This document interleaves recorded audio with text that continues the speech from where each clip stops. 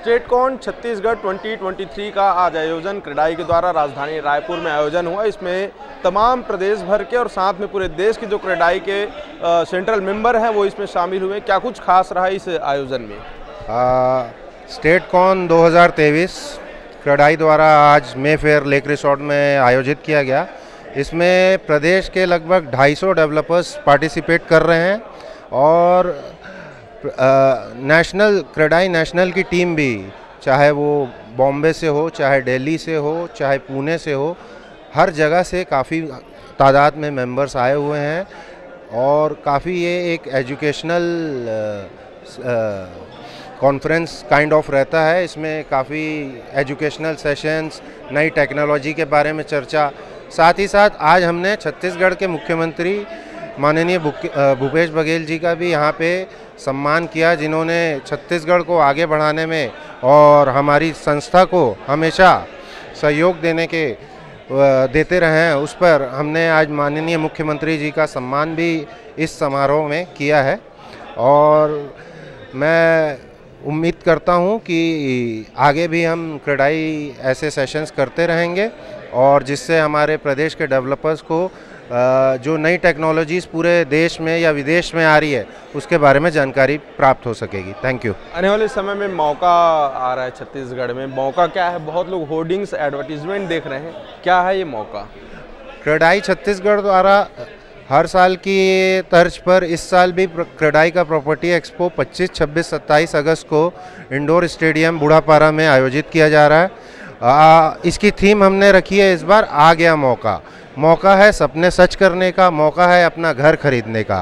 तो मैं सभी व्यूअर्स से रिक्वेस्ट करूंगा इस मौके का पूर्ण फ़ायदा उठाएं। एक ही छत के नीचे 40 से ज़्यादा डेवलपर, 250 से ज़्यादा प्रोजेक्ट्स डिस्प्ले पे रहेंगे, जिसका आप फ़ायदा उठा सकते हैं और अपनी मनपसंद प्रॉपर्टी का सिलेक्शन कर सकते हैं। Thank you. ये थे हमारे साथ क्रेडाई के स्टेट प्रेसिडेंट छत्तीसगढ़ के संजय रहेजा जी, जिनके साथ हमने बातचीत की और ये एक अच्छा कन्वेंशन था जिसमें पूरे इंडिया के जो क्रेडाई के मेंबर्स हैं वो यहाँ पर मौजूद हुए हैं और एक तरह का लर्निंग सेशन है ये कि कैसे काम करना है और किस तरह के नए नए जो आइडियाज़ हैं डेवलपर को लेकर, जो है नए नए मशीन्स हैं तो कैसे अच्छा डेवलप किया जा सके, कैसे ग्राहकों को जो बायर्स हैं उनको कैसे उनको अपनी ओर खींचा जा सके और किसी भी स्टेट के, किसी भी सिटी के डेवलपमेंट में किस तरह से काम करें तो वहाँ के उस शहर का जो सुंदरता है वो आगे बढ़े, वहाँ का जो डेवलपमेंट है वो आगे बढ़े। तो इसलिए ये कन्वेंशन रखा गया एक दिन का। इसमें आज मुख्यमंत्री भूपेश बघेल जी भी इसमें शामिल हुए। इसके साथ ही क्रेडाई के मेंबरों ने अपनी कुछ मांगे भी उनके साथ रखी है। मैं पंकज लाहौटी, सचिव क्रेडाई छत्तीसगढ़। ये आज एक दिन का कार्यक्रम रखा गया है स्टेटकॉन 2023। ये बेसिकली इसमें लर्निंग भी है, इसमें एक्सपीरियंस शेयरिंग भी है, क्योंकि अब बिज़नेस एक नए मोड पे पहुंच गया है जहां पर बहुत सारे बिजनेसेस हाउस में सब जगह यंगस्टर्स जुड़ गए हैं और उन यंगस्टर्स को अपने प्रदेश में, अपनी राजधानी में सीखने के लिए काफ़ी क्रेडाई मेंबर्स जो नेशनल क्रेडाई से भी रखते हैं वो आए हुए हैं यहाँ पर और सबका एक्सपीरियंस शेयरिंग और उनके अनुभव और उनके सेशंस हैं यहाँ पर, जो कि काफ़ी फ़ायदेमंद रहेगा। नहीं, यहाँ पे जो मेरे को बताया गया है कि जो हम सारे देश में जाके सभी प्रदेशों में मांग करते हैं कि जो क्रेडाई से रिलेटेड या रियल एस्टेट से रिलेटेड जो पॉलिसी होती है उसमें से बहुत सारी यहाँ पे ऑलरेडी इम्प्लीमेंटेड है। ये जानकर खुशी हुई कि सिंगल विंडो क्लियरेंस जो एक बहुत बड़ी डिमांड हमारी पूरे देश में रहती है, उसको यहाँ पर जो है पहले से जो है वो लागू किया गया है। इसके अलावा कुछ चीज़ें जो है हमने आज और यहाँ पर रखी है कि रेरा के रजिस्ट्रेशन से पहले जो टाउनशिप का एक लाइसेंस मिलता था, अब उसकी मेरे ख्याल कोई रिलेवेंस नहीं रह गई है क्योंकि ऑलरेडी अब रेरा में रजिस्ट्रेशन होने लगा है। जॉइंट वेंचर डेवलपमेंट आज की एक नीड है कि भाई जिसके पास लैंड है और कोई बिल्डर है, आपस में दोनों जॉइंट वेंचर करना चाहते हैं, तो उससे रिलेटेड तो आज की जो 2-3 मांगे मुख्यमंत्री जी के सामने रखी गई, उन्होंने उसको बहुत ध्यान से सुना, नोट किया और उन्होंने बोला कि इसको जो है ज़रूर जो है इस पर विचार किया जाएगा और जो भी मांगे क्रेडाई के माध्यम से जो है सरकार के सामने छत्तीसगढ़ में रखी जाती हैं उसको बहुत पॉजिटिवली जो है इम्प्लीमेंट किया जाता। तो एक बहुत बड़ी बात है कि सरकार सुन रही है और सरकार को ये भी लग रहा है कि ये रियल एस्टेट के अंदर जो भी कोई हम जितनी भी छूट देते हैं उससे कई गुना ज़्यादा वो बढ़ के टैक्सों के रूप में और लोगों के रोज़गार के रूप में उनको वापस मिल जाती है। तो ये बात हम सारे देश में घूम घूम के जो है बताना चाहते हैं और यहाँ की सरकार उसको ये समझ रही है, तो एक बहुत अच्छी बात है, एक बहुत प्रोग्रेसिव सरकार यहाँ पर है। तो क्रेडाई छत्तीसगढ़ के सभी लोगों ने इस बात को जो है आज यहाँ पर सरकार के जो सीनियर ब्यूरोक्रेट्स उनके सामने भी रखा।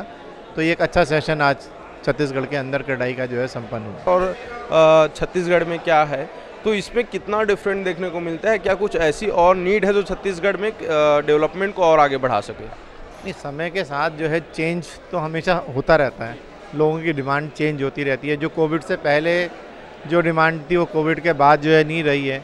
तो चाहे वो ग्राउंड कवरेज को लेके है या FAR को लेके है या बिल्डिंग बाई लॉज के और जो दूसरे नॉर्म्स होते हैं, प्लस अब डिफरेंट तरह की बिल्डिंग्स, ऑफिस स्पेसेस की डिमांड हो रही है, सर्विस अपार्टमेंट की डिमांड हो रही है।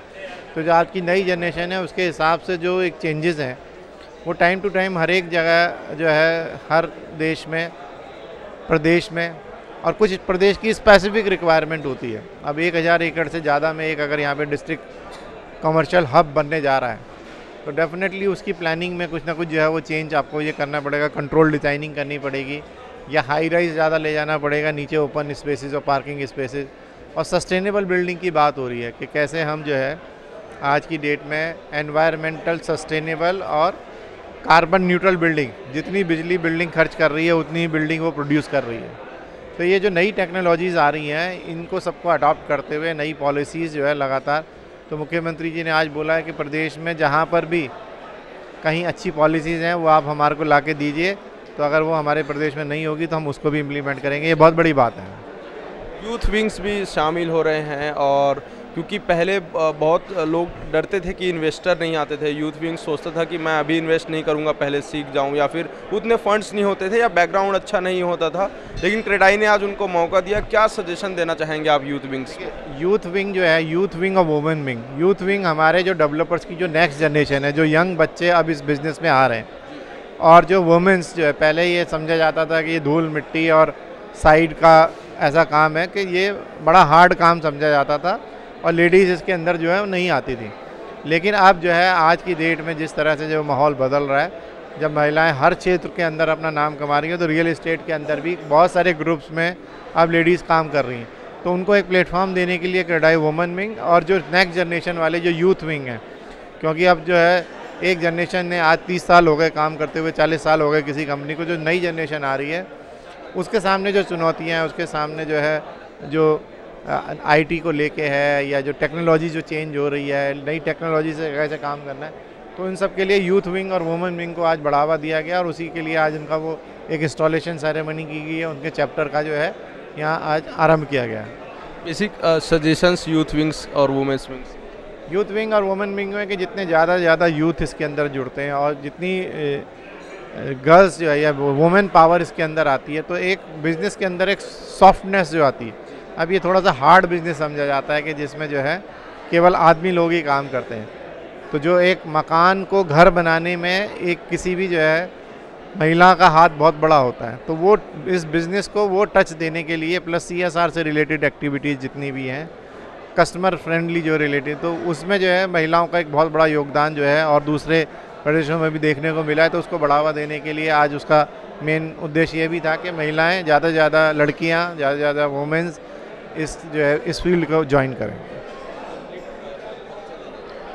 मैं मनोज गौड़, चेयरमैन क्रेडाई नेशनल, और हमारा जो ग्रुप है गॉडसन्स के नाम से, हम नोएडा और दिल्ली के अंदर काम करते हैं। नहीं, ये बहुत ही एक सफल आयोजन रहा, अभी चल ही रहा है, और मुख्यमंत्री इसमें मुख्य अतिथि थे। और स्टेट कॉन बेसिकली एक पूरे प्रदेश के जितने बिल्डर्स हैं, रायपुर, बिलासपुर, दुर्ग, राजनांदगांव, जगदलपुर, यहाँ के पूरे हमारे साथी आए, और हमारे क्रेडाई नेशनल से भी पदाधिकारी आए, मनोज गौड़ चेयरमैन, रेड्डी जी, कटारिया जी। तो एक ऐसा एक स्टेट कॉन हम लोग हर साल ऑर्गेनाइज़ करते हैं जिसमें जो रियल एस्टेट से रिलेटेड जो मुद्दे होते हैं, जो अनरिजॉल्व रहते हैं, जैसे इस बार हमने साहब से मांग की है कि EWS LIG पॉलिसी जो शहरी क्षेत्रों के लिए लागू हो रही है वो पंचायत क्षेत्रों में भी हो। कोरोना लाइसेंस अब वक्त के साथ में उसकी ज़रूरत नहीं है, तो उसका एबॉलिशमेंट हो। जॉइंट वेंचर एग्रीमेंट चालू किए जाएं। तो एक और दिन भर इसके अलावा टेक्निकल सेशन और पैनल डिस्कशन होंगे जो रियल एस्टेट की समस्याओं के बारे में, नॉलेज शेयरिंग और आदि होंगे। तो ये पूरे प्रदेश से 300 प्लस बिल्डर्स हैं, आर्किटेक्ट हैं, इंजीनियर्स हैं और all the stakeholders are here.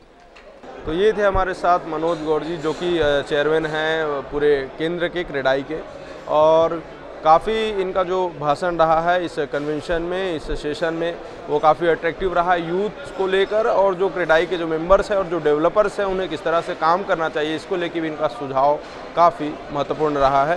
तो इस तरह से आज एक बहुत ही बढ़िया कार्यक्रम स्टेट कॉन 2023 बढ़ता हुआ छत्तीसगढ़ का ये जो स्लोगन है यहाँ पर दिया हुआ है, और निश्चित तौर पर क्रेडाई के द्वारा जो है छत्तीसगढ़ के साथ साथ पूरे देश में निर्माण कार्यों को लेकर, उसकी रूपरेखा को लेकर एक अच्छा कार्य किया जाता है। ऐसे ही तमाम बड़े अपडेट्स के लिए देखते रहें News+21। कैमरामैन नवेश के साथ अविनाश चंद्रवंशी।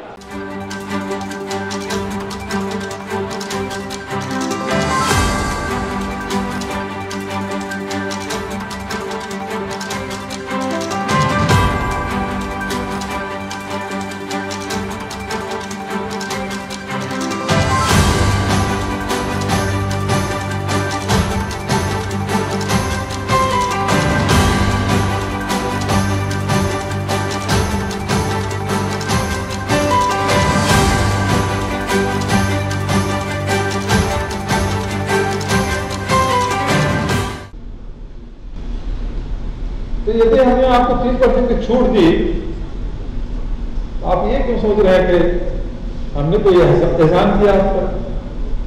हमको तो 400 करोड़ राजस्व लाभ मिला। ये तो व्यापार की बात है, हमने भी बंद कर लिया था आपको।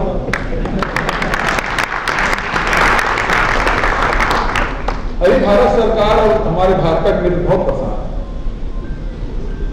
तो इसलिए परेशान है कि हमारा ये धान का कटोरा का लाता छत्तीसगढ़, और इसमें 55-60 लाख मीट्रिक टन धान खरीदते पिछली सरकार वो परेशान हो जाती थी राइस मिलर से, कभी बारदाने के लिए, कभी तौलाई के लिए, कभी किसान रास्ता चक्का जाम कर रहे हैं तो कुछ पैसा नहीं मिल रहा। लेकिन इस साल हम लोग 107 लाख मीट्रिक टन धान खरीदते, और हाँ उसका भी लिखा जून में जैसे कि बारिश आ जाती है हमारे यहाँ, जून जुलाई में हैवी रेनफॉल होता है, जुलाई अगस्त में, इन दिनों भी धान खुले में पड़ा रहता था, वो जर्नेट हो जाता है। फिर मीडिया वाले उसे भी बढ़िया फोटो खींच के मीडिया में, इलेक्ट्रॉनिक मीडिया हो, प्रिंट मीडिया हो, सब आजकल तो व्हाट्सएप यूनिवर्सिटी आ गया है, इसमें कुछ और ज्यादा चल रहा है। तो उसमें हमने किया कि राइस मिलर के बैठक में बहुत जल्दी बोल रहे हो भाई, और उनसे पूछा कि ये बार बार हड़ताल करते क्यों करते? ठीक है। मिलिंग बंद कर दिए, धान खाना बंद कर दिए, ट्रांसपोर्टिंग बंद कर दिए। उन्होंने बताया था कि 1998 में जब दिग्विजय सिंह मुख्यमंत्री थे, मध्य प्रदेश में थे हम लोग 2000 में, उन्होंने 40 रुपया जो मिलिंग चार्ज किया था वो आज तक नहीं बढ़ाया, जबकि डीजल, पेट्रोल, लेबर सबकी चार्ज कीमत बढ़ गई, बिजली बढ़ गया। हम लोग नहीं पोसाता, खर्चा कितना आता है। तो उन्होंने हिसाब करके बताया, हमने चेक कराया तो बोले ठीक तो है। फिर अधिकारी लोग बोले कि सर ये बहुत ज्यादा है, बहुत ज्यादा है, तो फिर आपने कहा कि सही है, फिर ज्यादा कैसे हो सकता है?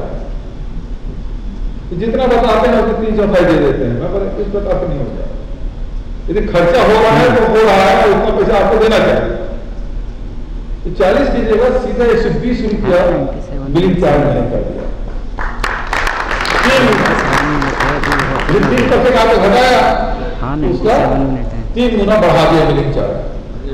पिछले साल हमने बढ़ाया, और स्थिति ये नहीं था ठीक कि मार्च महीने में हमारे जो धान संग्रहण केंद्र है उसमें एक बारदाना भी 1 क्विंटल धान आपको वहाँ खरीदी केंद्र में नहीं है, पूरे धान हमारे रूप में।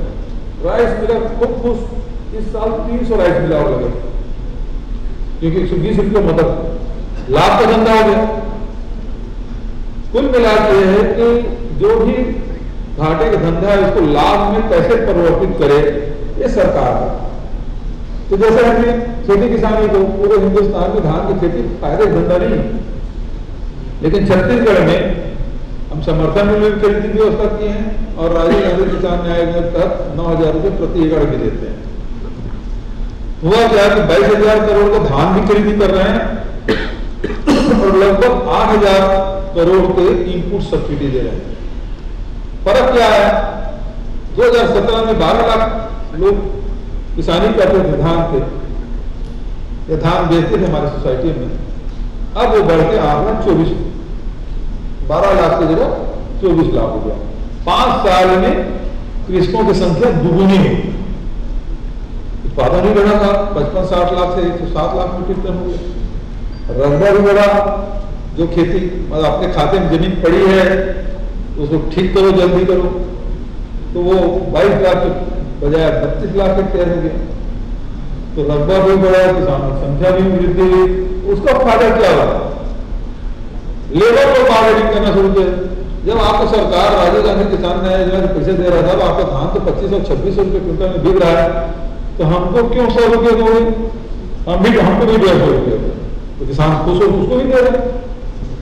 तो हमारा जो अब राइस मिल लगातार बंद हो रहा है, हमने उसको 120 रुपये किया, तो जो पुराने राइस मिल जो जीर्ण शीर्ण थे या छोड़ देते या बेचने के चक्कर में थे, अब बेचने की बात नहीं कर रहा, नए 300 राइस मिल को, लेकिन हमको क्या फायदा मिला, जो हर साल धान के सुखत में, ये भीग के सड़ने में, बारदाने के सड़ने में, और सबसे बड़ी बात है 22,000 करोड़ के ब्याज काटिए ना कितना होता है। जैसे आप लोग ब्याज देते हैं, आप लोग बैंक देती है ब्याज, लोन देती है, देती है, दे लेती है, विश्वास करती है, चलो अच्छी बात है।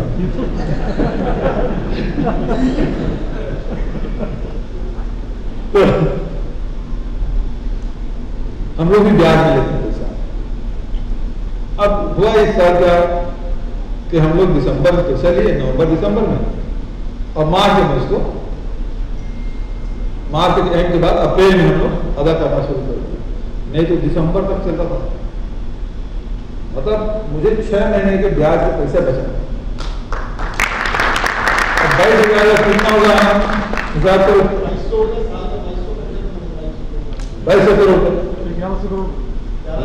1100 करोड़ बच गया, 1100 करोड़ बच गया मेरा। और सुखद का तुरंत धान उठ गया, 2% सुखद, उसका पैसा बचा, फिर सड़ने का वो बचा। तो ऐसे करके मुझे 1500-1600 करोड़ रुपया बच गया। मैं दिया कितना भाई, 500-600 करोड़ रुपये दे, तो 500-700 करोड़ रुपये दे के 1600 करोड़ रुपये बचा लिया, तो मेरे बड़े बने कौन होगा, ठीक है ना। अब भाई हमारी सरकार तो गोबर को भी बेच देती है, कहीं कोई बढ़िया सोचता है तो बढ़िया तो गोबर भी बेच लेती है, लेकिन उसमें 500-550 करोड़ का व्यापार खड़ा कर देगा गोबर। तो सवाल इस बात का है कि हम लोगों को केवल प्रशासनिक अप्रोच नहीं बल्कि व्यवहारिक निर्णय हम लोगों को लेना चाहिए, और उससे समाज को लाभ मिलता है। रियल एस्टेट कितने लोगों को व्यापार देता है, रोजगार देता है, ट्रांसपोर्टेशन का अलग, खदान जो गिट्टी खदान है, रेत खदान है, मूरम खदान है, उसके ट्रांसपोर्टिंग, फिर उसके बाद सीमेंट, छड़, सबको व्यापार देता है। उस समय भी आप देखेंगे लॉकडाउन के समय सारे जो लेबर है वो सब चले गए थे, अपने घर लौट गए थे, हमने छत्तीसगढ़ में जाने नहीं दिया। जितने उद्योगपति हैं उनसे कलेक्टर साहब ने बात की कि कोई भी उद्योगपति अपने लेबर को अपने प्रदेश वापस नहीं भेजेगा, वो अपने परिसर में रखे, 1 महीना खाना दे, और जरूरत आप नहीं दे सकते हमको बताओ, हम व्यवस्था करें। और हमारे यहाँ लेबर गया नहीं, सबसे कम पलायन छत्तीसगढ़ से। उसका फर्क क्या पड़ा, उसका फर्क ये पड़ा कि हमारे यहाँ स्टील इंडस्ट्री है, स्टील का सबसे पहले प्रोडक्शन हमारे यहाँ शुरू हुआ, ये 2020 के आप अप्रैल में देखेंगे देश में कहीं उत्पादन नहीं हो रहा था, ना स्पंज आयरन में, रोलिंग में, केवल छत्तीसगढ़ में। तो देश में अव्वल नंबर का स्टील प्रोडक्शन उस समय हमारा ही था।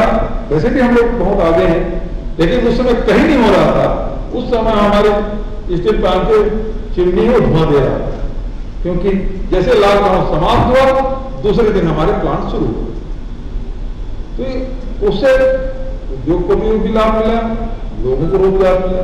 केवल थोड़े से आप सचेत रहें और व्यवहारिक निर्णय लें तो आपको कोई कठिनाई या परेशानी नहीं होती। यहाँ आए, छत्तीसगढ़ में आए, सबका स्वागत करते हुए यहाँ के साथियों का भी मैं स्वागत और अभिनंदन करता हूँ।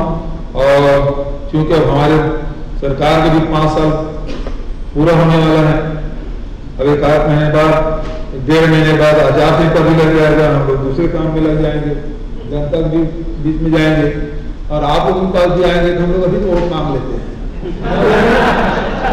वोट मांगने का काम शुरुआत कर लेते हैं, है ना। तो आप सबका हृदय से धन्यवाद। जय हिंद, जय छत्तीसगढ़।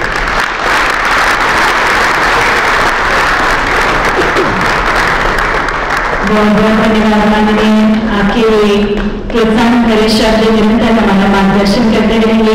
आपका कुछ बहुमूल्य समय हम और लेना चाहेंगे, तो आपसे अनुरोध है।